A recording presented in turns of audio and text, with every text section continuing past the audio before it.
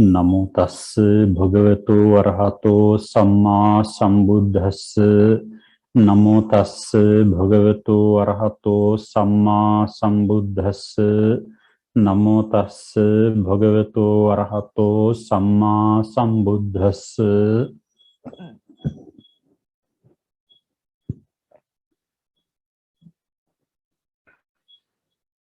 අදත් සුපුරුදු ආකාරයෙන් අභිධර්ම පාඩම සමග ඒකාත්මී වෙන ඔබ සියලු දෙනාටම තුනුරුවන්ගේ ආශිර්වාදය ප්‍රාර්ථනා කරමින් පාඩමට අවතීර්ණ වීමට බලාපොරොත්තු වෙනවා. එතකොට අපි ඔබට ගිය වතාවේ පාඩම කරන්නට බැරි වුණා. ශාසනික කටයුත්තකට ගිය නිසා.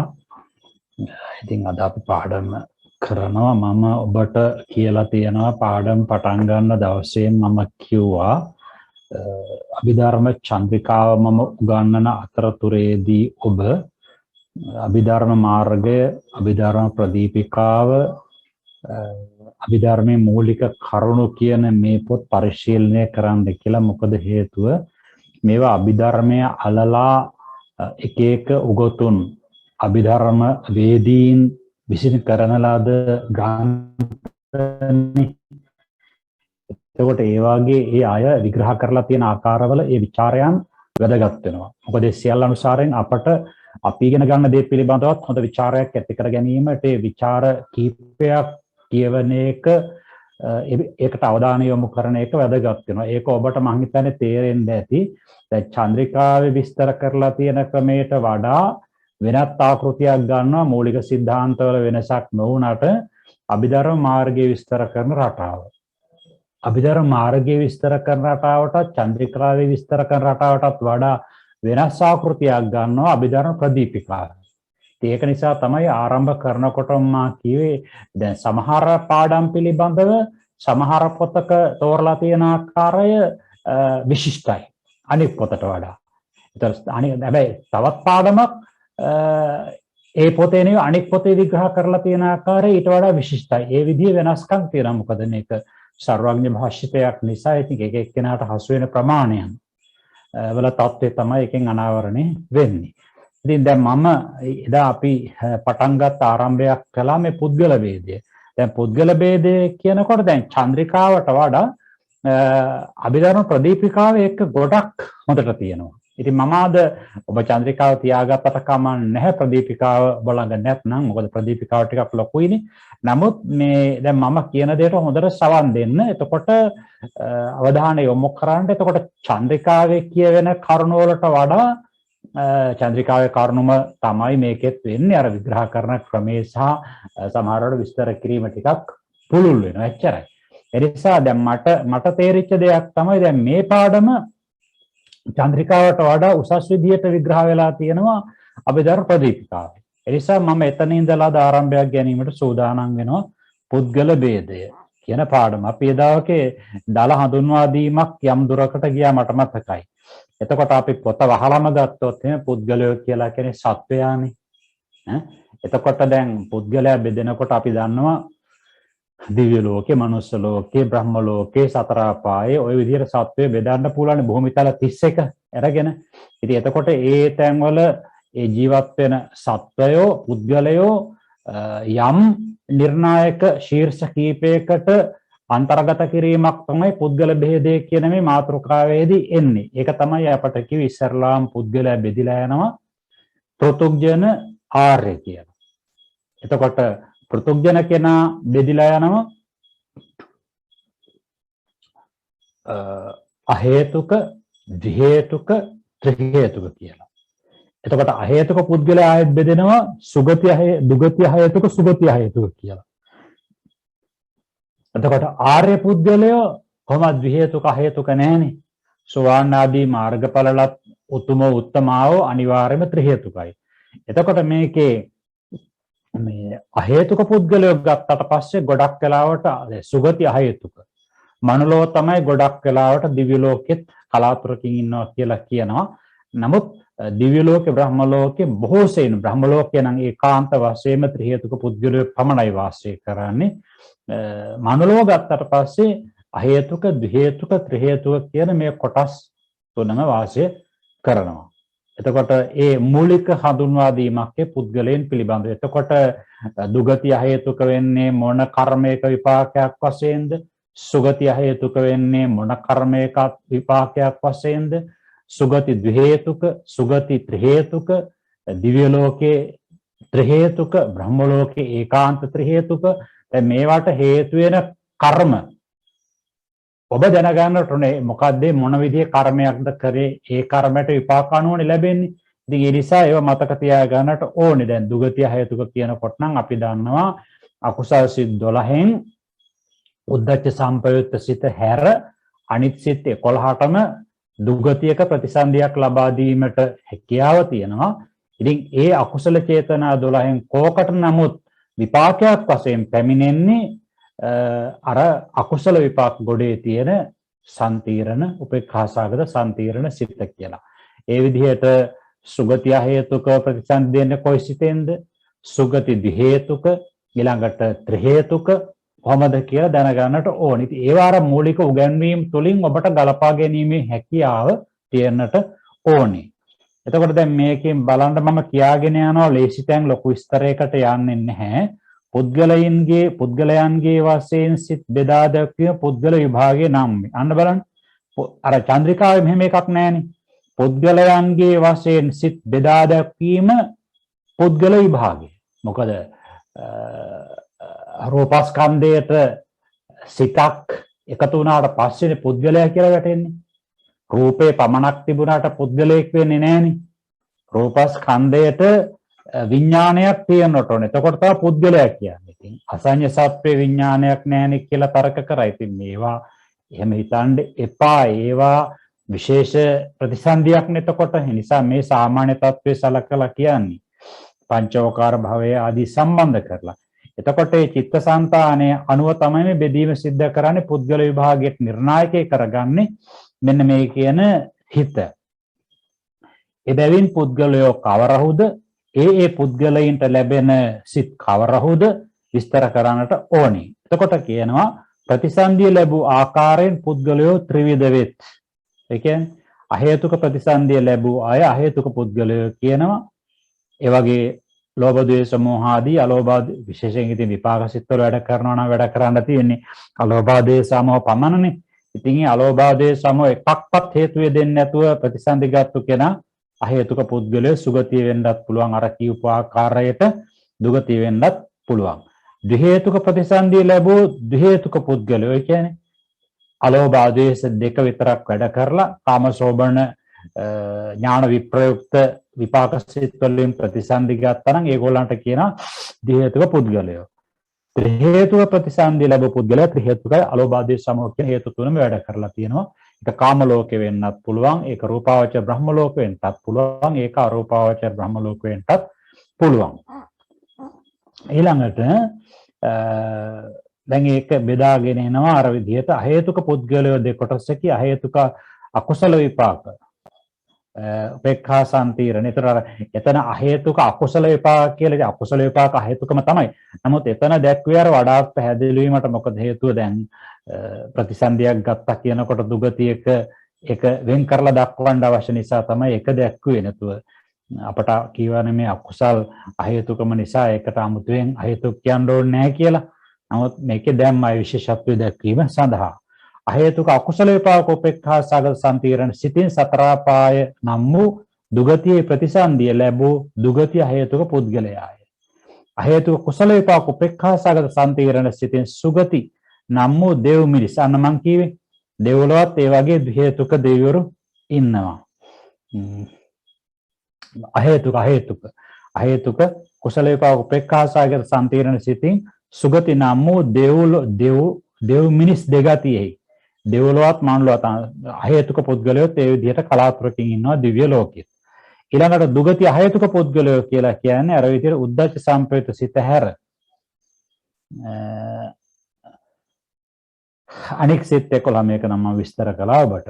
අර විදිහට නරක තිරසන් ප්‍රේත අසුර කියන ඒ තැන් වල ප්‍රතිසන්දි ගැනීමට හේතු වෙන විපාක සිත. ඒගොල්ලන්ට කියන දුගති අහේතුක. අපේ අකුසල විපාක උපේක්ඛා සගත සම්පීර්ණ සිතෙන් ප්‍රතිසන්දි ගත්තු නිසා. සුගති අහේතුක පුද්ගලයෝ නම් ඊට දුර්වල වූ ඥාන විප්‍රයුක්ත ද්වේතුක කුසල් සිත් හතරෙන් නන්න. ඕමක කියලා කියවනේ නේ. ඕමක සිත් කියවා. ඥානත් විප්‍රයුක්ත ඒ වගේම ඒ ඥාන විප්‍රයුක්ත සිත් තුනත් ඒ චිත්ත වීතිය වැඩ කරනකොට දෙපස චිත්ත වීති పూర్ව අපර කියලා අපි හඳුන්වන්නේ. දෙපස චිත්ත වීති ඥාන විප්‍රයුක්තව වැඩ කරලා නැහැ. අකුසල සිත් තමයි වැඩ කරලා තියෙන්නේ.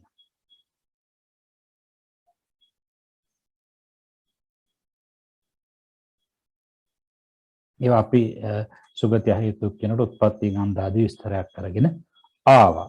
හේතුක විපාක උපේක්ඛා සගත සම්පීර්ණ සිතින් උපන් ආයතකොට දේව මිනිස් දෙගතියෙහි මේ ලෝක දෙකේම ප්‍රතිසන්දි ලබන්නට ඒගොල්ලන්ට පුළුවන්කම තියෙනවා. එතකොට දැන් ඔබට මේ ටික විස්තර කරගෙන ගිහිල්ලා අපි නැවත වතාවක් මේ chart එකක් ඇඳලා ඊළඟ සතියේදී මේවා වෙන් කරලා දක්වනවා. මොකද ඒක මේ අභිධර්ම ප්‍රදීපිකාවේ බොහොම ලස්සනට chart එකක් කොලම් එකක් ගහලා තියෙනවා. ඒක බැලුවට පස්සේ අර හැබැයි ඒක chart එක තේරුම් ගන්නට මේ අපේ කාරණා ටික හොඳට තේරුම් ගන්නට chart එක විතරක් තියාගෙන ඉඳලා හරියන්නේ නැහැ. ඒ නිසා මේ විග්‍රහය කරලා අවසානයේදී chart එක ඔබට ඇඳලා white board එකේ මම ඊළඟ දවසේ පෙන්නන්නම් එකින් එකට වෙන් කරලා. ඔය කියන්නේ જાතියන්ද මේ ටික නම් අපි එදා කිව්වනේ. ඔන්න ඔය ටික එහෙනම් අමුතෙන් කියන්න දෙයක් නැහැ. දෙහේතුක පුද්ගලයන් අලෝභාදේශ දෙකෙන් මේ ගැනත් මම විස්තරයක් නොකර ඉන්නම්. මොකද ඒක ගිය පාඩමේදී අපි කරපු නිසා මම කියාගෙන විතරක් කියන්නම්. අලෝභාදෝෂ යන හේත් දෙක පමණක් යෙදුනා වූද ඥාන විප්‍රයුක්ත කාමාවචර කුසල සතරෙන් එක්සිතකින් කරන ලද දෙහේතුක උත්කෘෂ්ඨ පුණ්‍ය කර්මයාගේ ප්‍රතිසන්දි විපාක. අපි දන්නවනේ දෙහේතුක වෙනකොට දෙහේතුක උත්කෘෂ්ඨ එකයි ත්‍රි හේතුක ඕමක එකයි දෙකම එක සංඛ්‍යාවට වැටෙනවා කියලා. දෙහේතුක ප්‍රතිසන්දි තමයි ලබා දෙන්නේ. ත්‍රි හේතුක උනත් ඒක දුර්වල නිසා දෙහේතුක ප්‍රතිසන්දි ත්‍රි හේතුක ප්‍රතිසන්දි ලබා දීමට අසමර්ථයි. ත්‍රි හේතුක උත්කෘෂ්ඨ නිසා ඒකත් එක්කලා සෑහෙන කිට්ටුයි දෙහේතුක උත්කෘෂ්ඨ එකත් එක්ක හුඟක් කිට්ටුයි ත්‍රි හේතුක ඕමක එක. ඒකට මේ දෙකෙන් ලබා දෙන්නෙම අර විදිහට දෙහේතුක ප්‍රතිසන්දි. ඉතින් ඒගොල්ලෝ දැන් ඒ අය ඉතින් හඳුනා ගන්න අමාරුයි. සාමාන්‍ය සමාජයට ගියාට පස්සේ දෙහේතුකද ත්‍රි හේතුකද කියලා හේතුක පුද්ගලයා ගොඩක් වෙලාවට හඳුනා ගන්න පුළුවන් කියලා මම ඔබට තෝරලා දීලා තියෙනවා. නමුත් මේ ත්‍රි හේතුක ද්වි හේතුක පුද්ගලයෝ වෙන් කරලා හඳුනා ගන්න එක බොහොම අමාරු කාර්යයක්. ඒ කියන්නේ අමාරුයි කියලා කියන්නේ මේ එනටි පූර්ව නිවාස ඥානයේ වගේ ඥානයක් තිබුණොත් මිසක හඳුනා ගන්නට වෙනත් ක්‍රමයක් නැහැ. දැන් අහේතුක පුද්ගලයයි ද්වි හේතුක ත්‍රි හේතුක කියනකොට අහේතුක පුද්ගලයා හඳුනා ගන්න පුළුවන්. දැන් උත්පත්තියෙන් අන්දන ගොළුණ බිහිරිණ හඳුනා ගන්න පුළුවන්.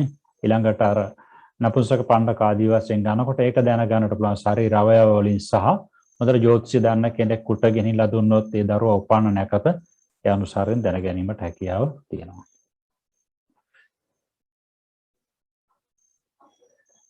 ප්‍රතිසන්දියට හේතු වූ ත්‍රි හේතු කුසල කර්මයාගේ හීන මධ්‍යම උත්කෘෂ්ඨ ආදී ભેද කරන කොටගෙන විපාකත් ඒ විදිහට වෙනස් වෙලා යනවා දුර වෙලා යනවා. තම උත්සාහයෙන්ම සැප සම්පත් සාදා ගැනීමට සිදුවේ. ඔය කියන්නේ ඒක තමයි. ඉතින් අපිට මේ කතාව කියනකොට මට මතක් වුණේ ඉතින්. දැන් ඉතින් ඔබ මේ දරන උත්සාහය ඔබට ඔබ සමහරලාට එච්චර ලොකු තැකීමක් කරන්නේ මේ වගේ ධර්මය මේ ගැඹුරු ධර්මය ඊටාම දාර්ශනික කොටස ඔබ හදාරනකොට හිතනකොට කල්පනා කරනකොට ඒ කුසලයක විපාකයක් වශයෙන් ඔබ මනුලෝ උපන්නොත් එහෙම තව ආත්ම භාවයකදී ඔබට කියන්න බැරි තරම් සුවිශේෂතා අපරිපූර්ණ ත්‍රි හේතුක හැම පැත්තෙම පරිපූර්ණ ජීවිතයක් ලබා ගැනීමට ඒක හේතු වෙනවා. ඉතින් ඒ නිසා දන්නේ නැහනේ. ඔකන වෙලා තියෙන්නේ. ඒ නිසා ඒව වටිනාකම දන්නවා නම් දැනුත් කුසල හිතකින් දැනුත් කුසල හිතකින් ඉන්නට කියලා ඔබට අනිවාර්යෙන් හිත උනන්දු කරවන්න. ඒකනේ ලෞකික සැපට කැමති නැතුව ඉතින් නෑ කියලා කීවට ඉතින් අපි දන්නවනේ නේද? හොඳ රූප සම්පත්තියක් තියෙනවා නම්, හොඳ දැනුමක් මිනුමක් තියෙනවා නම්, හොඳ දේහධාරී බවක් තියෙනවා නම්, හොඳ ධාරණ ශක්තියක් තියෙනවා නම්, හොඳ වාක් චාතුර්යයක් තියෙනවා නම් කොච්චර දෙයක්ද එතකොට? ඉතින් මේ වගේ කුසලයක විපාකයක් වශයෙන් ප්‍රතිසන්දි ගත්තොත් ඒ සුවිශේෂතා සියල්ලම පිහිටනවා. ඒවට ගිජු වෙන්න අවශ්‍ය කරන්නේ නැහැ. නමුත් ඒ වගේ වටිනාකම දැනගෙන ඉන්න එක අපට කුසල් හිත නැවත නැවත පහළ කිරීමට උපකාරයක් වෙනවා. එනිසා දැන් අර නිකන් දාන එක ආනිසංශයක් වාගේ නෙවෙයි මේ වගේ ප්‍රතිසන්දියක් ලබා දුන්නොත්. තේරුණාද? ඒක කෙලීම මනසා බැඳී පැවතිච්ච උසස්ම කුසලයක විපාකයක් වශයෙන් ලබා දෙන්නේ. ඒ නිසා මේකේ ආනිසංශය අපරිමිතයි. පැත්තෙම පරිපූර්ණයි. ඥාණයෙන් තොරව හේවත් ජන්ම ප්‍රඥා නැතුව උත්පත්ති ලැබුවා. ඒක අජන්මය කියලා කියන උත්පත්තියනේ. බලන්න මෙන්න මේ විග්‍රහ අපිට චන්ද්‍රිකාවේ තිබුණේ නැහනේ. මේ විග්‍රහ තිබුණේ බලන්න මේ ඥාණයෙන් තොරව හේවත් ජන්ම ප්‍රඥා, ජන්ම කියන්නේ උත්පත්තිනේ. උත්පත්ති ප්‍රඥාව නැතුව උත්පත්ති ලැබුව හේයින් මේ ආත්ම භාවයේදීම ඒවලන උතුරු මිනිස් ධම් ලබන්නට බෑ. ධ්‍යාන මාර්ගඵල ලබන්නට බෑ. මනස දිනු කරන්නට බෑ. මොකද කෙලෙස් වලින් කරන බලපෑම වැඩි. ඒක වෙන මොකක්වත් කාරණයක් නෙවෙයි. ඒක නිකන් අර මඩ ගොඩක ගින්දර මොලවන්න ගියාට පස්සේ අමාරුකම් ඇති වෙන්නේ. අමාරුවෙන් කොකල් ටකරක් කැල්ලක් හරි ගිනි අඟුරු ටිකක් හරි ගෙනලා දාලා ගින්න අවුලවා ගත්තත් පැවැත්මක් නැහැ, ඉක්මනට නිවෙනවනේ. එතකොට මේ ත්‍රි හේතුක ප්‍රතිසන්දියක් වාගේ ලබලා තියෙනවා නම් එයා හරියට මේ වේලිච්ච පොළොව තලයක් වාගේ. ඒතර ගින්දරක් අවුල ගන්නත් ලේසි, අවුලපු ගින්දර නිවෙන්නේ කරනවා. අන්න ඒ වගේ. නා ඒ කියන්නේ ද්වි හේතුකයටත් අ හේතුකයට වගේම ධ්‍යාන මාර්ගඵල ආදී ලබන්නට බෑ. ත්‍රි හේතුක පුද්ගලයෝ නම් අලෝභාදී සම යන ත්‍රි හේතුක ප්‍රතිසන්දි විපාක සිතින් උත්පත්ති ලැබූ පුද්ගලයෝයි. ත්‍රි හේතුක ප්‍රතිසන්දිය ගෙන දෙන විපාක සිත් තෙලසකි. බලන්න. කාමාවචර ඥාන සම්ප්‍රයුක්ත මහා විපාක 4යි, රූපාවචර විපාක 4යි, බ්‍රහ්ම ලෝක ප්‍රතිසන්දි දෙන අරූපාවචර ආකාසානංචයතනදී විපාක 4යි.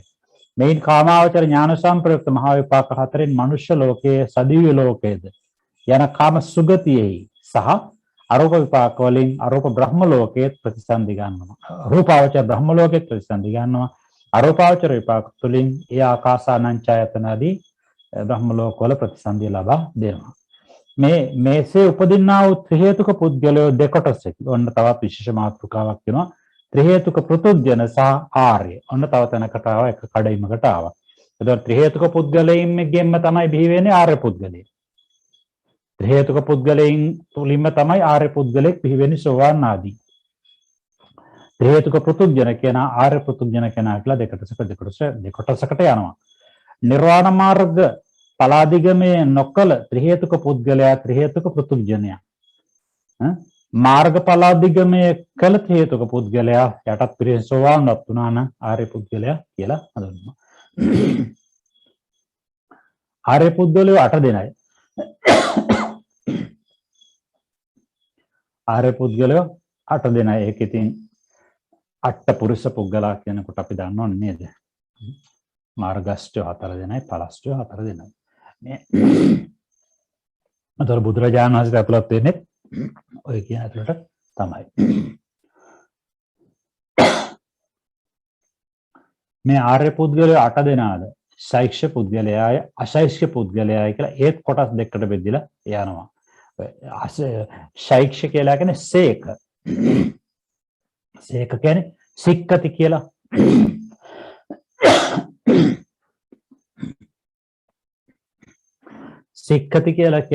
සික්කති කියන්නේ හික්මෙනවා. ඒ කියන්නේ මේ රහත් භාවයට තව අපත් වෙලා නැහැ. තව කොටසක් තියෙනවා.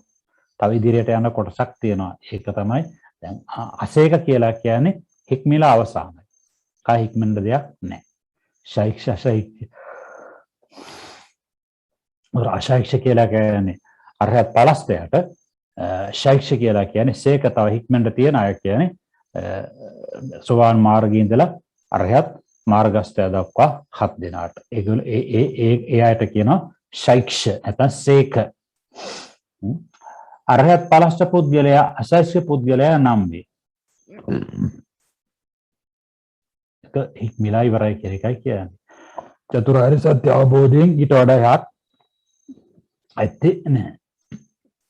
සසු ආර්ය පුද්ගල සත් දෙනා ශෛක්ෂ පුද්ගලයෝ කියලා කියන සෝවාන් මාර්ගස්ත්‍ය ඵලස්ත්‍ය සකෘදාගාමී මාර්ගස්ත්‍ය ඵලස්ත්‍ය අනාගාමී මාර්ගස්ත්‍ය ඵලස්ත්‍ය අරහත් මාර්ගස්ත්‍ය කියලා හත් දෙනා. මේ ආර්ය පුද්ගලයෝ 8 දෙනාද ශුෂ්ක විදර්ශක ආර්ය පුද්ගලයායි සමත යානික ආර්ය පුද්ගලයා ආයෙත් බෙදිලා යනවා. බලන්න දැන් මේ කොටස් ආවේ නෑ චන්ද්‍රිකාව. චන්ද්‍රිකාවේ මෙච්චර විස්තරයක් ආවේ නෑ. සමත යානික කියලා කියන්නේ අෂ්ට සමාපatti සහිතවම රූපාවචර අරූපාවචර ධාන සියල්ල සහිතව මාර්ගඵල ලබන කෙනාට සමත යානික කියලා කියනවා. ශුෂ්ක විදර්ශක කියලා කියන්නේ කිසිදු ධානයක් නැතුව හෝ නැත්නම් චතුර්ථ ධානය දක්වා පමණක් ධ්‍යාන දියුණු කරලා මාර්ගඵල ලබන කෙනා.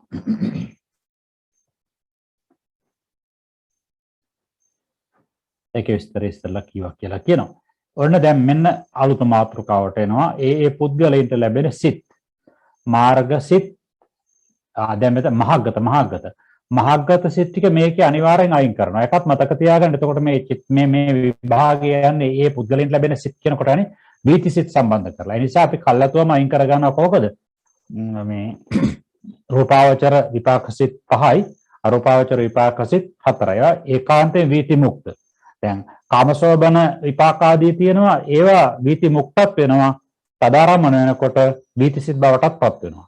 හැබැයි මේ කියන මේ ප්‍රථමාදී ධ්‍යාන විපාක 5 සහ ආකාසානංචයතනාදී විපාක 4 ඒකාන්තයෙන්ම ద్వාර විමුක්තයි පටිසන්ධි භවාංග චුති කියන කටයුතු තුන පමණයි කරන්නේ. තදාරමණ කෘත්‍යයක් නැහැනේ. කෙරෙන්නේ නැහැ. එතකොට තදාරමණ වෙනකොට ක්‍රියාකාරී සිතක්. මේ සිත් ක්‍රියාකාරීත්වයෙන් සාපේක්ෂ වශයෙන් නිවිච්ච සිත්. ඒ පුද්ගලයන් මහාගත විපාක එහෙනම් අපිට දැන් සිත් 80ක් එක්කනේ මේ කටයුත්ත තියෙන්නේ. ඊළඟට කරන විග්‍රහ ඔක්කොම සිත් 80ක් එක්කලා 9ක් අයින් වෙනවනේ. ඒවා ඒකාන්තයෙන් වීති මුක්තයි. වීති සිත් සංඛ්‍යාවට නොගැනී රූප අරූප භවයන්හි ප්‍රතිසන්දිය ලබන්නා වූ පුද්ගලයින්ට ඔවුන්ගේ ප්‍රතිසන්දි භවාංග චුති චිත්තයන් වශයෙන් පහළ වෙනවා මිසක මේවා වෙනත් ක්‍රමයකට පහළ වෙන්නේ නැහැ. අසමර්ථයි කියනවා. ඒ නිසා මේ සිත් වලට කියනවා වීති මුක්ත ඒකාන්ත වීති මුක්ත. එතකොට සිත් 80ක තමයි අපිට දැන් මේ විස්තරය ඉදිරියට කරගෙන එන්නේ. එනම් 99 චිත්තයන් අතුරින් මහා විපාක සිත් 9 හැර ඊතුරු සිත් 80. දුගති හේතුක පුද්ගලයා වන විස්තර කරගෙන දුගති හේතුක පුද්ගලයාට ලැබෙන සහ නොලැබෙන මේක ඉතා වැදගත් පාඩමක්. මේක ඉස්සරලාම නොලැබෙන සිත් ටික කියලා අන්තිමට ලැබෙන සිත් ටික. එතකොට මේකේ නොලැබෙන සිත් කියනකොට නිකන් කටපාඩම් කරගෙන විතරක් ඉඳලා මන්දි. ඔබ එකින් එක කල්පනා කරලා බලන්නට ඇත්තට මේ සිත ලැබෙන්නේ නැත්තේ ඇයි? ඇත්තට මේ සිත ලැබෙන්නේ ඇයි? කොහොමද ඒ ලැබෙන්නේ කියලා ඔබ අවධානයෙන් ඉන්න ඕනේ. මම කියලා දෙනවා එකින් එකට. දුගති හයතුක පළවෙනි පුද්ගලයානේ. දුගති හයතුක පුද්ගලයා දුර්වලම පුද්ගලයා. සතර අපායේ ප්‍රතිසන්දි ගත්තු. මේ පුද්ගලයාට වන නොලැබෙන සිත් වන මතක තියාගන්න. හෂ්ඨෝත්පාද. හයතෝත්පාද කාර්ද පහළ වෙන්නේ රහතුන් වහන්සේට. දුගතියේ රහතුන් වහන්සේලා පහළ වීමක් නැහැ. ඊළඟට බලන්න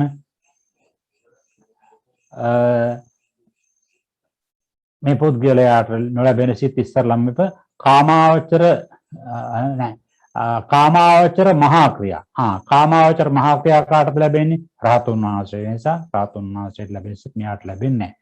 මෙන්න මේ කියන කාමාවචර ක්‍රියාජවන් 9ත් මහා විපාකට කාමසෝබන සෝමනස්සාගත ඥාන සම්ප්‍රයුක්ත සංස්කාරික ආදී වශයෙන් ඒ 8න් එකක්වත් ලැබෙන්නේ දුගතියේ ඉන්න කෙනාට. අහේතුක විපාක නම් ලැබෙනවා. රූපාවචර කුසල ලැබෙන්නේ නැහැ. ඇයි? රූපාවචර කුසල කොහෙද දුගතියේ ඉඳලා කරන්නේ? ක්‍රියා රූපාවචර ක්‍රියා ලැබෙන්නේ රහතුන් වහන්සේට. ඒකට ඒ ටික ලැබෙන්නේ නැහැ. එතන 10යි. ඊළඟට අරූපාවචර කුසල ක්‍රියා එයාට ලැබෙන්නේත් නැහැ. ලෝකෝත්තර සිත් 8 ඒ ලැබෙන්නේත් නැහැ.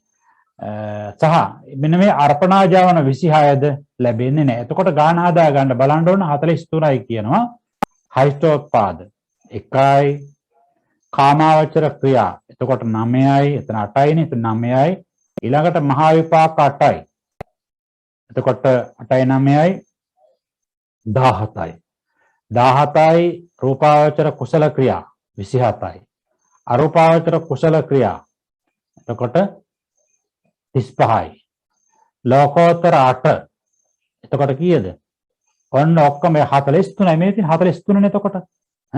43යි. ඒ 43 ලැබෙන්නේ නැහැ. දැන් ඔබට එහෙනම් පැහැදිලි ඇයි ඒව ලැබෙන්නේ නැත්තේ කියලා. ඉතිරි සිත් 30. එතකොට 37ක් තියෙනවා. 37යි 43යි කීයද? 80යි. ඒකනේ අපි රූපාවචර අරූපාවචර විපාකට 9 අයින් කළා කියලා කිව්වේ. එතකොට ඉතිරි සිත් කීයද? 37ක්. ඒ 37 ලැබෙනවා කාටද? දුගතිය හේතුක් කෙනාට. ඒ ටික මොනවද මේ කියන්නේ? අකුසල් සිත් 12ම ලැබෙනවා අඩුවක් නැතුව. දැන් අපි කියමු බල්ලෙක් කියලා අවපන්න කියලා. බල්ලාට තරහ යන්නේ නැද්ද? බල්ලාට රාගය ඇති වෙන්නේ නැද්ද? ඇති වෙනවා. ඒතර බල්ලාට දෘෂ්ටි ඇති වෙන්නේ නැද්ද? අපට ඒක පේන්නේ නැති උනට ඕන තරම් ඇති වෙන්න පුළුවන් නේ. දැන් බලන්න ඒතර බල්ලාට මේ දෙයියෝ මැව්වද? ඒ අපි හිතන ක්‍රමනේ. එහෙනම් දැන් මෙහෙමත් හිතන කුසල් පැත්තෙන් ගත්තට පස්සේ අබුද්ධෝත්පාද කාලයේ ධානා වඩා බඹලෝ යන්නේ. ඉතින් සමහරට බුදුවරයෙක් ගැන දන්නේත් නැහැ. දැන් තාපස ප්‍රවිජ්‍යාවෙන් පැවිදි වෙලා අනික තව එකක්. දැන් අන්‍යාගමිකයෝ අපි අර කීවේ කල්ප 40000ක් බලන්න පුළුවන් කියලා. අන්‍යාගමික තීර්ථක සමාගම වලත් ප්‍රථමාදී ධානය වඩලා අතීතාත්ම භාවාදී කියන්නේ පංචාභිඥා ඇති කරගෙන පූර්ව නිවාස ඥාණයෙන් ඕනනම් බලන්න පුළුවන් කල්ප 40000ක් මහා කාල. එතකොට දැන් මේ ධානසිත වල නැද්ද ශ්‍රද්ධාව? හැබැයි තුනුරුවන් විශ්වාස කරනවා කියලා ඒගොල්ලන්ගේ අදහසක් පිටින් නැහැ. හැබැයි ඒක යථාර්ථයක් මේක ධර්මතාව. අන්න ඒ වගේ තමයි දැන් බල්ලෙක් කියලා උපන්නොත් අපිට කල්පනා වෙන්නේ නැත්නම් බල්ලාට ඉතින් වැඩ කරනවා දිට්ඨි සම්ප්‍රයුක්ත සිත් කීකී කල්පනා. බල්ලා ඉතින් දෙයියෝ ගැන කල්පනා කරනවද? මැව්වා ගැන කල්පනා කරනවද? භෞතිකවාදයේ බල්ලාට තියෙනවද? අපට ඔය වගේ ප්‍රශ්න එනට. හැබැයි දුර්වල නරක ඒවා ඒගොල්ලන්ටත් පහළ වෙනවා. දැන් අපට ඊළඟට සාමාන්‍ය ලෝභ සිත් ගැන නම් කතා කරන දෙයක් ඇත්තෙම නැනේ. ද්වේෂ සිත් ඕනතරම් පහළ පේන්නේ නැද බල්ලෝ කා ගන්න හැටි නේද? බල්ලෝ විතරක් නෙවෙයි දැන් මෙතන මේ සතර අපායම ගන්නකොට ඔය හැම සතර අපායේ සතකොට මේ අකුසල් සිත් 12ම පහළ වෙන්න සුදුසු විදිහට පුළුවන්කම තියෙනවා. ඊළඟට අහේතුක සිත් 18 මේ හස්තෝපාදේ හැර 17ම පහළ වෙන්නට පුළුවන්. කොහොමද කියන්නේ? අහේතුක සිත් 17ම පහළ වෙන්නට පුළුවන්කම තියෙනවා. එතකොට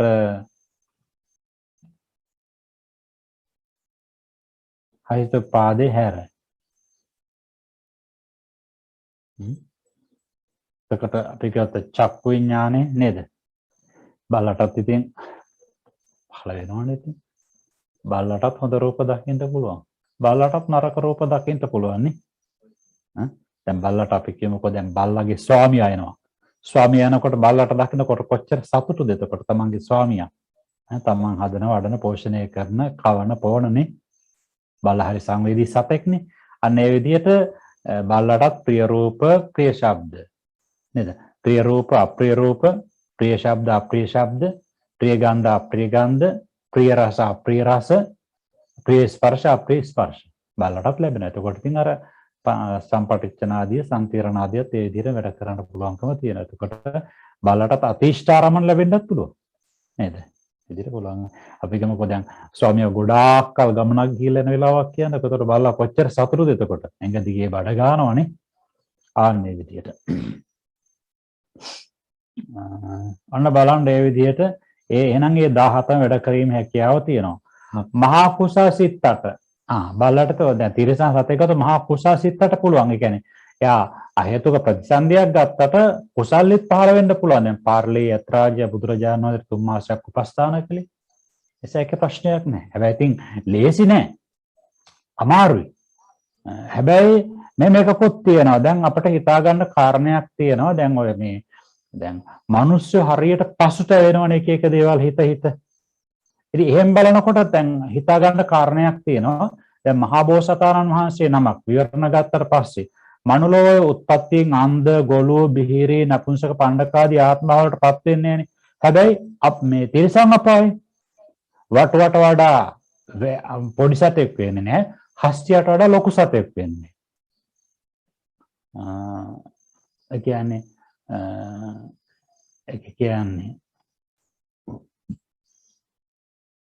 උපදිනකොට ඒක කියනවා uppajjantapi nohonti kuddakaapana uppajjantapi duggati.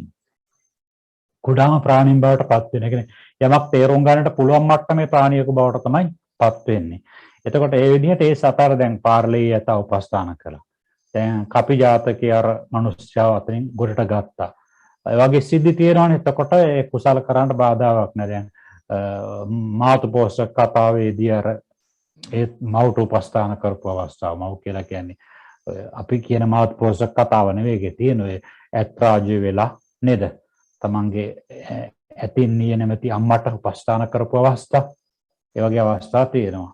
Sankapala ජාතකේ, චද්දන්ත ජාතකේ අන්න ඒ වගේ. එතකොට ඒ කුසල ත්‍රි හේතුක කුසල කරන්න ඒකට බාධාවක් නැත්තේ නෑ. කරන්න පුළුවන්කම තියෙනවා. එතකොට ගාන හදලා බලන්න. අකුසාසි 12යි 12යි මෙතන 17යි 29යි 29යි 8යි 37යි. අනේ 37 වැඩ කරනවා. එතකොට දුගතිය හයතුක පුද්ගලයාට ඒ කියන්නේ 37. ඒතර වැඩ කරන්න ඇති ප්‍රමාණය අපිට ඉස්සරලා කිව්වානේ 43යි. 43යි 37යි 80යි. එතකොට අර කියන ටික අයින් වුණා. මොකද ඒවා විමුක්ත නිසා ඒකාන්ත වශයෙන්. ඊළඟට බලන්න සුගතිය හේතුක සහ ද්වි හේතුක පුද්ගලයන්. ඒතර කාණ්ඩ දෙකක් ගත්තානේ. සුගතිය හේතුක සහ ද්වි හේතුක කියන පුද්ගල කාණ්ඩ දෙකම ගත්තා. ඒතර මේ දෙකමටම පොදුවේ ඒ දෙගොල්ලන්ටම පොදු වැඩ කරන සිත් තමයි මේකේ ගන්න. එතකොට සුගතිය හේතුක පමණක් නෙමෙයි. ඊළඟට ද්වි හේතුක පමණක් නෙමෙයි එතකොට. එතකොට මේ දෙගොල්ලම ගන්නවා. ගොඩවල් දෙකම ගන්නවා. බලන්න මේ පුද්ගලයින්ට කාමාවචර ජවන් 9. දැන් ගණන් හදලා දැන් බලන්න වැඩ කරන්න පුළුවන්ද කියලා. කාමාවචර ජවන් 9 වැඩ කරන්න පුළුවන්. සුගතිය හේතුක. ගැටලුවක් නැහැ නේ. ඉතින් දුගතිය හේතුකයට හේතුක කෙනාට කුසල කරන්න බාධාවක් නැහැනේ. ත්‍රි හේතුක කුසල කරන්න බාධාවක් නැහැ. ත්‍රි හේතුක විපාකෙන්නේ නැහැ. අන්න ඒකයි මෙතන කියන්නේ. එතකොට සුගතිය හේතුක කෙනාට ත්‍රි හේතුක කුසල කරන්න බාධාවක් නැහැ. දුගතිය හේතුක කෙනාටත් පුළුවන්. සුගතිය හේතුක කෙනාට බැරි වෙන්න හේතුවක් නැහැනේ. ඊළඟ ද්වි හේතුක පුද්ගලයින්ට ඒත් ගැටලුවක් නෑ. හේතුක කෙනාටත් පුළුවන් නම් ද්වි හේතුක කෙනාට කුසල කරන්න බැරි කමක් නැහැනේ. හැබැයි අමාරු ටිකක් හිත යන්නේ කෙලෙස් වලට. ඊළඟට බලන්න අර්පණාජවන් 26. එතකොට අර්පණාජවන් 26 මේ නොලැබෙන සිත් කියන්නේ නේද? නොලැබෙන හරි sorry කාමාවචර ක්‍රියානේ කුසල් නෙවෙයිනේ මේ ගත්තේ. මට වැරදීමක් වුණේ. කාමාවචර ක්‍රියා. ඒතර කාමාවචර ක්‍රියා ලැබෙන්නේ කාටද? රහතුන් වහන්සේටනේ. කාමාවචර ක්‍රියා කියනකොට හයිස්තෝත්පාදයයි කාමසෝබන ගොඩේ තියෙන ක්‍රියා 8යි. ඊළඟට අර්පණාජවන් ඒ ටික ලැබෙන්නේ නැහැ. අර්පණාජවන් කියලා කියනකොට 26ක් තියෙනවා. මොනවද? රූපාවචර කුසල ක්‍රියා, අරූපාවචර කුසල ක්‍රියා සියල්ල 16යි 18යි රූපාවචර කුසල ක්‍රියා එතන 10යි, අරූපාවචර කුසල ක්‍රියා එතකොට එතන 8යි. එතකොට 18යි ලෝකෝත්තර 8යි. එතකොට 26යි. එතකොට මෙන්න මේ කියන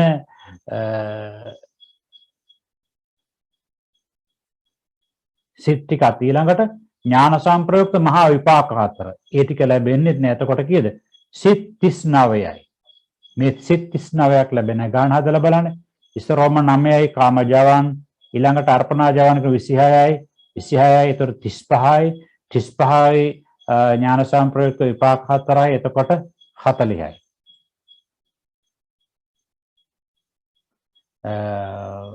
කාමජවන් 9යි, අර්පණාජවන් 26යි. 26යි 9යි 35යි. 39යි හරිනේ. ඥාන සම්ප්‍රයුක්ත මහා විපාක 4. ඒතර මෙන්න මේකේ 39 ලැබෙන්නේ නැහැ. ඊළඟට බලන්න ඉතිරි සිත් 41. ඒ කියන්නේ 41ක් ලැබෙනවා. මොකද කියන්නේ විස්තර කරගෙන එනවා. ඒ සිත් මොනවාද? අකුසල් සිත් 12 ලැබෙන්න ගැටලුවක් නැහැනේ. සුගතියේ ඉන්න ද්වි හේතුක අහේතුක කෙනාට අකුසල් සිත් 12ම ලැබෙන්න බාධාවක් නැහැ. හස්තෝත්පාදේ හැර ඉතුරු අහේතුක සිත් 17 ලැබෙන්නත් පුළුවන්. මොකද දුගති අහේතුකයටත් ලැබෙනවා නම් සුගති අහේතුක ද්වි හේතුකයට ලැබෙන්නේ නැහැ කියන්නට බෑනේ. මහා කුසල් සිත් 8 එකත් එහෙමයි මහා කුසල කරන්නත් හැකියාව තියෙනවා. හැබැයි අර්පණා එන්නේ නැහැ. ඒකනේ උඩින් ඒ ටික ප්‍රතික්ෂේප කළේ.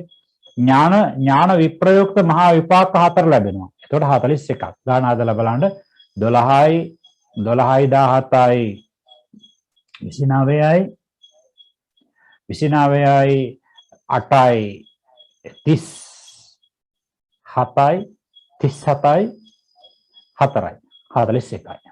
ගාන හරි. ඔය විදිහට සංඛ්‍යාත්මකව තම තමාට හැකියාව තියෙනත් නේව කරගන්නට.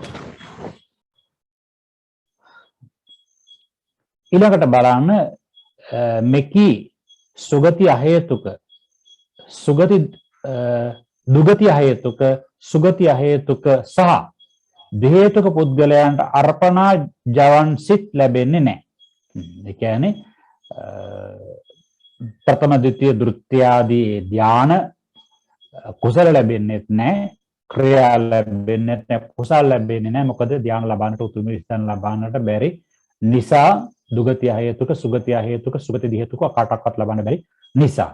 ඊළඟට ක්‍රියා ලැබෙන්න රහත් වෙලා ඉන්නට ඕනේනේ. ඒ ලෝකෝත්තර කොහොමත්ම ලැබෙන්නේ නැහැ සෝවාන් ආදී. එතකොට ඒ නිසා ඒ ටික ලැබෙන්නේ නැහැ. අර්පණා ජවන් ලැබෙන්නේ නැහැ. මේ භවයේ ධාන මාර්ග ඵලයන්ට කිසිසේත් මේගොල්ලන්ට ළඟා වෙන්නට බෑ. වෙන මොකක්වත් නිසා නෙවෙයි මනස හයියමදි. මනස ශක්තිමත්මදි. මනස තැම්පත් කිරීමට ශක්තියමදි. බලන්න ත්‍රි හේතුක පෘතුග්ජන කෙනා ගැන කියනවා පෘතුග්ජන. පෘතග්ජන කියන්නේ නැත්නම් පෘතුග්ජන කියන්නේ නැත්නම් ප්‍රතග්ජන එහෙම කියන්න එපා. පෘතුග්ජන නැත්නම් පෘතග්ජන. පෘතග්ජන භාවයේ සිටින්නා වූ ත්‍රි හේතුක පුද්ගලයා හට හයිතෝත්පාදය කාමාවචර මහා ක්‍රියා 8 මහාගත ක්‍රියානව යන අටලස් ක්‍රියා ජවන ලෝකෝත්තර සිත් 8 යන මේ ටික ලැබෙන්නේ නැහැ කියලා කියන පෘතුග්ජන කෙනාට. හැබැයි මෙහෙමයි. දැන් පෘතුග්ජන කෙනාට ලැබෙන්නේ නැහැ කියනකොට පෘතුග්ජන කෙනාට මේ පෘතුග්ජනව ඉන්න කල් ලැබෙන්නේ. නැත්නම් පෘතුග්ජන කෙනා කවුරක්වත් ඒ ජීවිතේ මේ මාර්ගඵල ලබන්නේ නැහැ කියන එක නෙමෙයි මෙතන අදහස් කරන්නේ. පෘතුග්ජනව ඉන්න කල් ලැබෙන්නේ නැහැ. ඒකයි මෙතන අදහස් කරන්නේ. පෘතග්ජන භාවයේ සිටින්නා වූ ත්‍රි හේතුක පුද්ගලයාට ත්‍රි හේතුක උනාට තාම පෘතුග්ජන එන හයිතෝත්පාදේ රහතුන් වහන්සේට ලැබෙන එකක්. කාමාවචර ක්‍රියාට රහතුන් වහන්සේට පමණයි ලැබෙන්නේ. මහාගත ක්‍රියා රහතුන් වහන්සේට පමණයි ලැබෙන්නේ. නවයම රූපාවචර 5යි අරූපාවචර 4යි එන්නේ කියන ටික ලැබෙන්නේ නැහැ. ඒ වගේම ලෝකෝත්තර සිතට ලැබෙන්නේ නැහැ. 26ක් තොට ලැබෙන්නේ නැහැ. 26 ගණන් හදා ගන්න බලන්න එතකොට. හයිතෝත්පාදේ කාමාවචර ක්‍රියා 8යි 9යි. මහාගත ක්‍රියා 9යි. එතකොට 9 18යි. 18යි ලෝකෝත්තර 8යි. එතකොට 26යි. අන්නේ 26 ලැබෙන්නේ නැහැ. ඉතිරි සූපනස. සූපනස කියලා කියන්නේ සූ 20 කියන්නේ 24ක් නේ. සූපනස කියන්නේ 54. එතකොට 54යි 26යි කීයද? 80යි.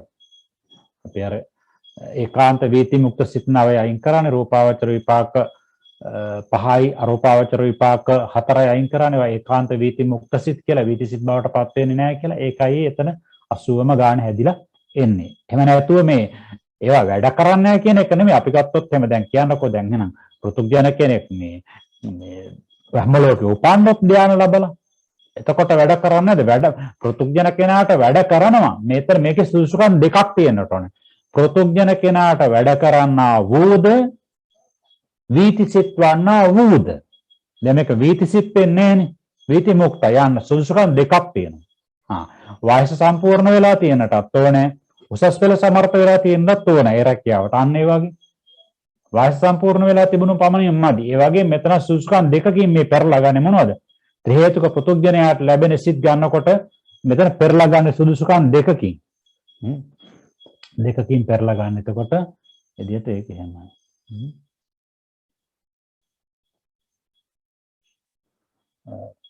ඒ ලෝකවල බ්‍රහ්ම ලෝකවල උපදිනකොට ඒ කියන්නේ ත්‍රි හේතුක වෙන්නත් ඕනේ.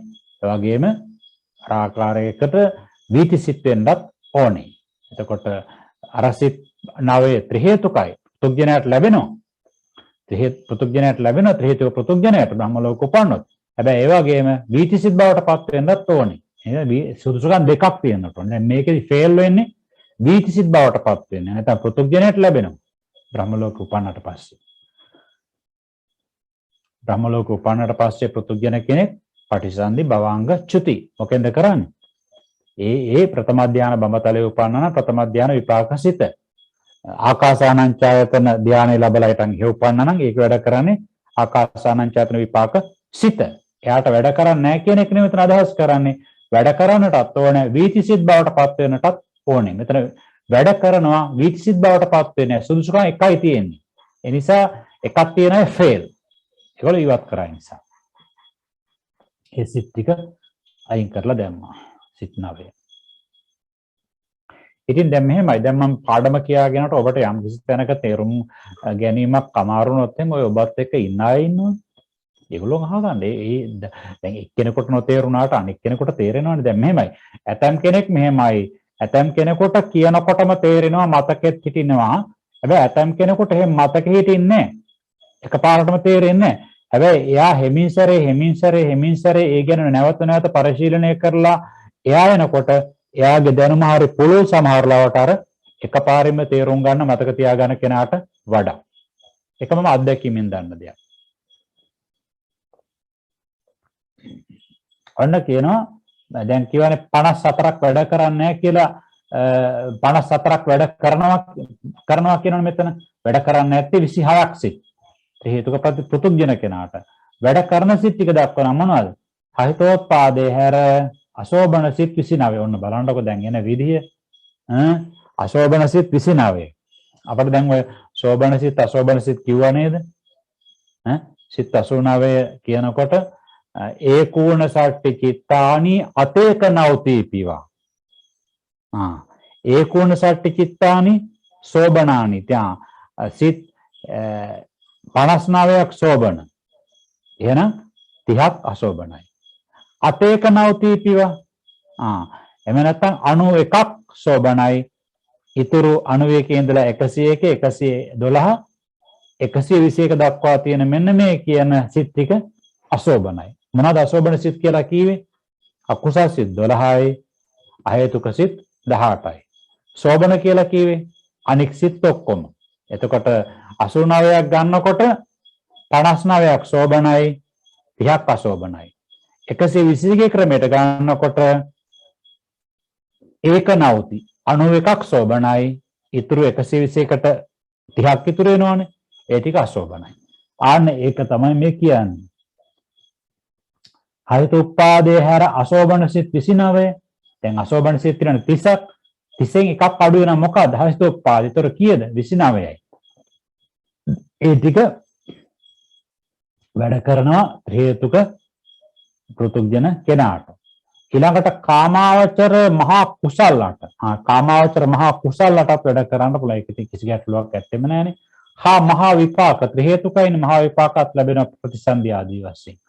මහාගත කුසල් 9. ඒවත් දිනු කරගන්න පුළුවන්කම තියෙනවා එතකොට. මහාගත කුසල් මොකද පෘථුග්ජන භූමියේ ඉඳගෙන පෘථුග්ජනයට පුළුවන්නේ. දැන් ඒතර ලෝකෝත්තරට ගන්න මොකද? ලෝකෝත්තර tattweටපත් වෙනකොට එයා පෘථුග්ජන නෙමෙයි. එතකොට ධානය ලැබෙනකොට පෘථුග්ජන නෙවෙයි වෙනවද? නෑ. ධානය තිබුණාට පෘථුග්ජන වෙන්නට පුළුවන්. පෘථුග්ජනය ධානය ලබන්නට පුළුවන්. ඒ නිසා තමයි එතන ඒ ටික ගත්තේ. එතකොට පෘථුග්ජනයට මෙන්න මේ කියන 54ක් ඇති කරගන්න පුළුවන් මොනවද? අර අශෝභන 29යි ඊළාට කාමාවචර මහා කුසලලට. එතකොට කීයද 29 37යි. 37යි විපාක 8යි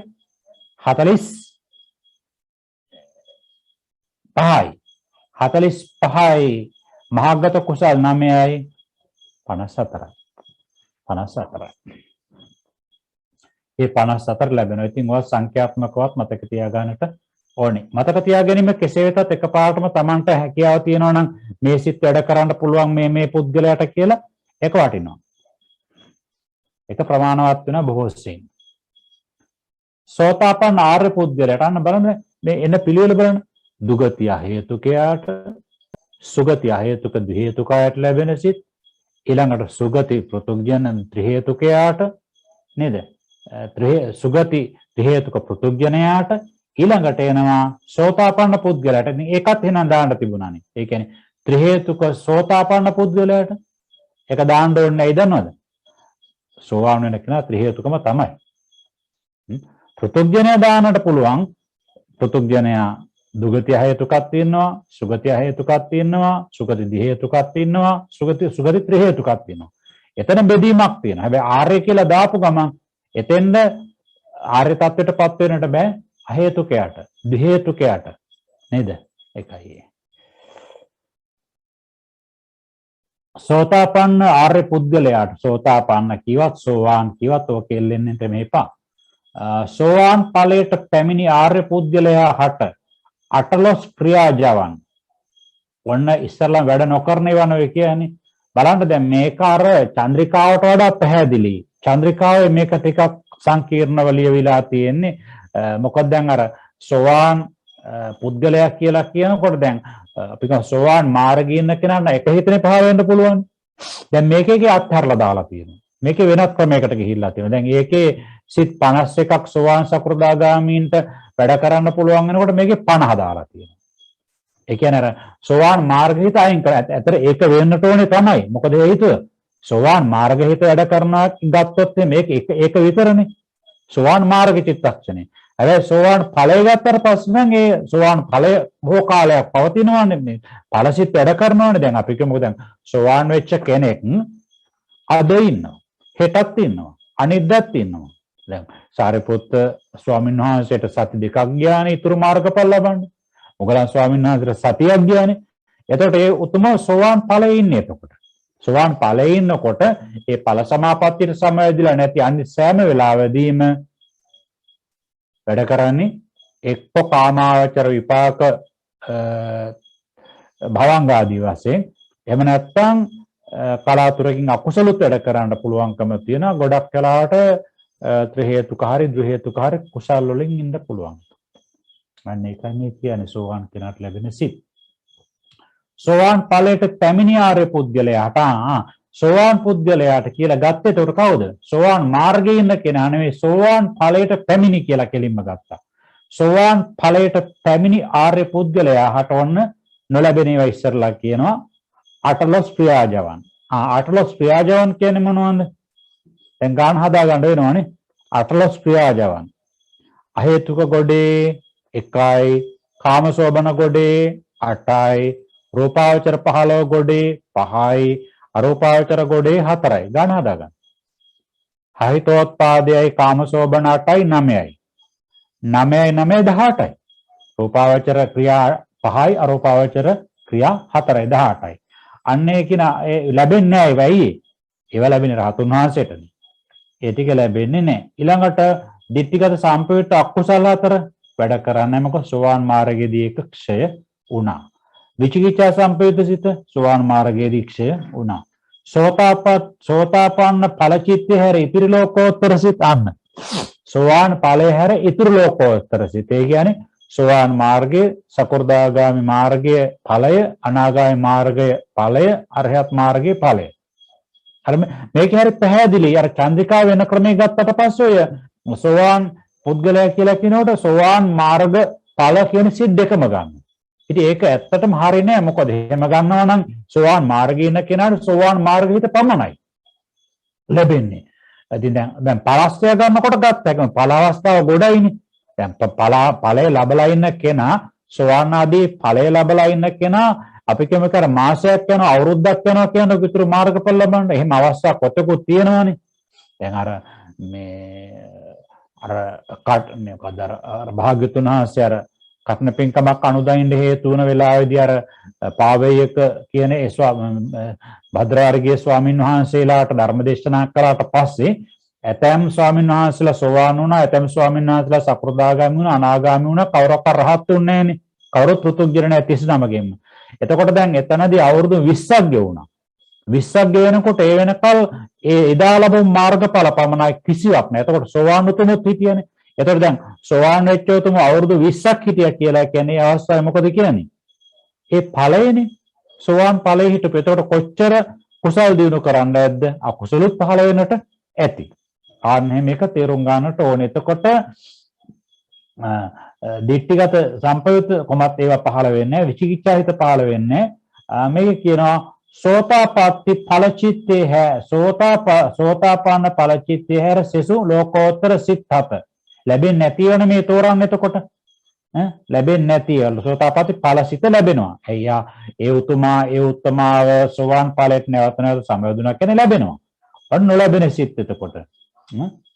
ඒක සිත් ගාන හදා ගන්නට ඕනේ නේ. ගාන හදා ගන්න කොහොමද ගාන හදාගන්නේ?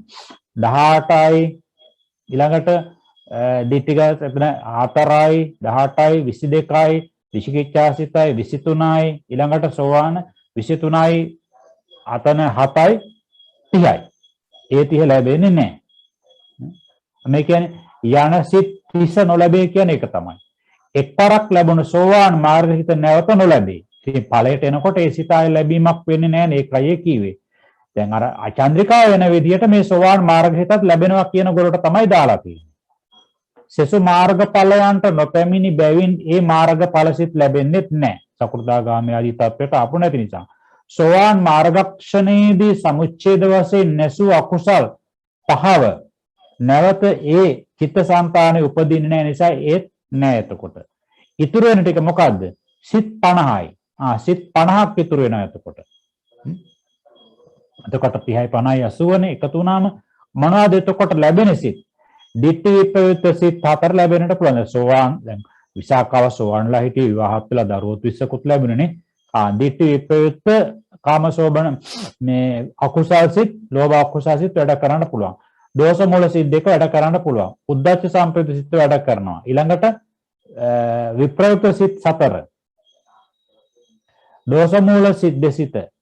උද්ධච්ච සම්ප්‍රයුක්ත සිත් හයතෝත්පාදේ හැර අර ටික කියාගෙන ආය පරක් කීවා.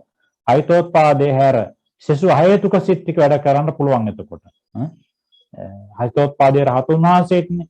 ඊටු 17 වැඩ කරන්න පුළුවන්. මහා කුසල සිත්ට වැඩ කරන්න බාධාවක් නැහැ. විදර්ශනා කළත් ඒ ටිකනේ. බණ දහම කිව්වත් ඒ ටිකනේ. වත් පිළිවෙත් කරත් ඒ ටිකනේ වැඩ කරන්නේ. මහා විපාකාට වැඩ කරන්න පුළුවන්. මහාගත කුසල් නමේ වැඩ කරන්න පුළුවන්. වැඩ කරන්න පුළුවන්. සෝවාන් වෙලා අපි කියමු බ්‍රහ්ම ලෝකේ ඉන්නවා කියන්නකො නේද? දැන් පළවෙනි දේශනාවේදී ඕනතරම් දිව්‍ය බ්‍රහ්මයෝ 18 කෝටියක් නිවන් දැක්කා කියලා කියනවනේ. ආන්නේ විදිහට එතකොට ඔන්න සිත් 50යි ගාන හදා ගන්න එතකොට. ගාන හදා ගන්න සෝවාන් ඵලසිත 1යි 8 ඊළඟට මහාගත කුසල් 9. එතකොට 10යි මහා විපාක 8යි. එතකොට 18යි මහා කුසල් 8. 18යි එතකොට 26යි 26යි 17යි 26යි 17යි එතකොට 26යි 36යි 7යි 43යි නේද? 43යි. හයතෝත්පාදය ඊළඟට එකත් එකතු කරගන්න. එහෙම එකතු කරගත්තාට පස්සේ යල්ලා මේනවා කීයද? 50ක් ලැබෙනවා. 50ක් ලැබෙනවා. 50ක් ලැබෙන සිත් 50යි එතකොට. ගාන හදාගන්න දැන් මම ගාන හදන්න එච්චර උත්සාහවත් වෙන්නේ නැහැ. අපි ඊළඟ දවසේ ලියලා පෙන්නනවනේ. ලියලා පෙන්න ගාන හදාගන්න. එතකොට සකෘදාගාමී ආර්ය පුද්ගලයාට ලැබෙන සිත් ටික තියෙනවානේ. සකෘදාගාමී ඵලයට පැමිණිච්ච ආර්ය පුද්ගලයාට සෝතාපන්න ආර්ය පුද්ගලයාට මෙන් ක්‍රියාජවන් ඒ ටික හැම ගන්න කියනවා. ක්‍රියාජවන් 18 වැඩ කරන්නේ නැහැ. ditthi sampradita සිත් 4 වැඩ කරන්නේ නැහැ. විචිකිච්ඡායිත වැඩ කරන්නේ නැහැ. සකදාගාමීත වැඩ කරන්නේ නැහැ. ඉතුරු ලෝකෝත්තර සිත් 7 වැඩ කරන්නේ නැහැ. සකෘදාගාමී ඵලසිත ඇරෙන්නට. ඉතිරි වීතිසිත 50. ඉතිරි 50ක් වෙන බලන්න. ditthi vippavita සිත් 4යි. ඊළඟට දෝහ මූල 2යි. එතකොට කීයද? 6යි. 6යි උද්දච්ච 1යි 7යි. 7යි 17යි හේතුක 17නේ මේ හල්පොත්පකදී අයින් කරනවානේ. 7යි 17යි 24යි. 24යි 8යි මහා කුසල 8නේ 32යි. 32යි 8යි 40යි. 40යි 9යි 49යි සකෘදාගාමී ඵලසිතයි. එහෙනම් අර සෝවාන් එකේදීත් අර ඒකේ විදිහම හදාගන්න ඒක අර උඩ දෙක මම යනකොට නතර කරානේ. ඒකේදී අර 4 එකතු කරගන්න දෝෂ මූල සිත් 2යි උද්ධච්ච සම්ප්‍රයුක්ත සිතයි දෝෂ මූල සිත් 2යි ditthi vippavita සිත් 2යි ඒ ටික එකතු කරාට පස්සේ ඒකෙත් 50 එනවා. අනාගාමී ආර්ය පුද්ගලයා. එතකොට කියනවා අනාගාමී ආර්ය පුද්ගලයාට කියනකොට ඒකේ සිත් ගාන වෙනස් වෙනවා. බලන්න සකෘදාගාමී කෙනාට වැඩ කරන වැඩ නොකරන සිත් සමානයි. මොකද හේතුව සෝවාන් වෙනකොටත් සිත් 7යිමයි ප්‍රහාණය වෙලා තියෙන්නේ. සකෘදාගාමී වෙනකොටත් තනු කරත්තා. ඊතුරු කෙලෙස් තුනී කිරීමක් කරනවා මිසක් අර ඊතුරු වෙච්ච අකුසල් සිත් වලින් දුරු වීමක් කරන්නේ නැහනේ. ඒ කියන්නේ ditthi විප්‍රයුක්ත සිත් අතරේ තුනී වීමක් වෙනවා. ඊළඟට ද්වේෂ සිත් දෙකේ තුනී වීමක් වෙනවා. එහෙම නෙවෙන්නේ. සම්පූර්ණ නැති වෙන්නේ නැහැ. උද්දච්ච සම්ප්‍රයුක්ත සිත් ඉතුරු වෙනවා. එතකොට ඒ නිසා තමයි සෝවාන් සකෘදාගාමි කියන තත්වයේදී සංඛ්‍යාත්මකව ලැබෙන සිත් නොලැබෙන සිත් සමාන වෙන්නේ. සෝවාන් කෙනාට ලැබෙන සිත් ප්‍රමාණයක් තියෙනවා නම් සකෘදාගාමි කෙනාට සංඛ්‍යාත්මකව එහා සමාන ප්‍රමාණයක්. සෝවාන් කෙනාට නොලැබෙන සිත් තියෙනවා නම් සකෘදාගාමි කෙනාට සංඛ්‍යාත්මකව එහා සමානයි. ලැබෙන එකත් ඒ විදිහ තමයි.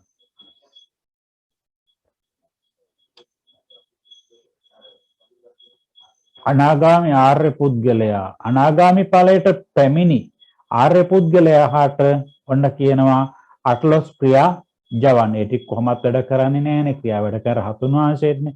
ditthi සම්ප්‍රයුක්ත සිත් 4. ඒ ටික වැඩ කරන්නේ නැහැනේ කොහොමත්. දෝෂ මූල සිත් 2. විචිකිච්ඡා සම්ප්‍රයුක්ත සිත්. දෝෂ මූල සිත් 2 සම්පූර්ණයෙන් දුර වෙනවානේ. අනාගාමී ඵල හිත හැර ඊතර ලෝකෝත්තර සිත් වැඩ කරන්නේ නැහැනේ. සෝවාන් වෙච්ච සිත් ආය පාරක් පහළ වෙනවා. ඒ ලැබෙන්නේ 32ක් ලැබෙන්නේ නැහැ. එතකොට ඒ ගාන හදා ගන්න දැන් ඉස්සෙල්ලා මම ගණන් හදලා දුණු විදිහටම ඉතිරි වීති සිත් 48. 48යි 32යි කීයද? 50යි. ඔන්න ඕක තමයි ගාන. එතකොට ලැබෙන සිත් මොනවාද? ditthi විප්‍රයුක්ත සිත් 4, උද්ධච්ච සම්ප්‍රයුක්ත සිත් ඒ රූප රාග වශයෙන් තියෙනවානේ. ditthi විප්‍රයුක්ත සිත් 4. උද්ධච්ච සම්ප්‍රයුක්ත සිත් ඒ සිත් අකුසල සිත් 5යි. හයිතෝත්පාදේ හැර 17යි ඉස්සලා කියපු ආකාරයෙන්ම මහා කුසල 8යි මහා විපාක ටිකයි ලැබෙනවා. ඒ කියන්නේ 16 මහා කුසල 8යි විපාක 8යි. එන මහාගත කුසල 9 ලැබෙනවා. රූපාවචර අරූපාවචර අනාගාමී ඵලසිත. ඉතින් එතකොට අනාගාමී මාර්ගක්ෂණයේදී ද්වේෂ මූල සිත් දෙක ප්‍රහීන කරපු නිසා ඒ දෙක ලැබෙන්නේ. එතකොට අනාගාමී ආර්යතුමන් වහන්සේට ඒ සිත් ලැබෙන්නේ නැහැ. එතකොට අනාගාමීතුමන් වහන්සේට නොලැබෙන සිත් 48යි. ලැබෙන සිත් මේ ඊටු ටික මේක කියාගෙන ආව නේද?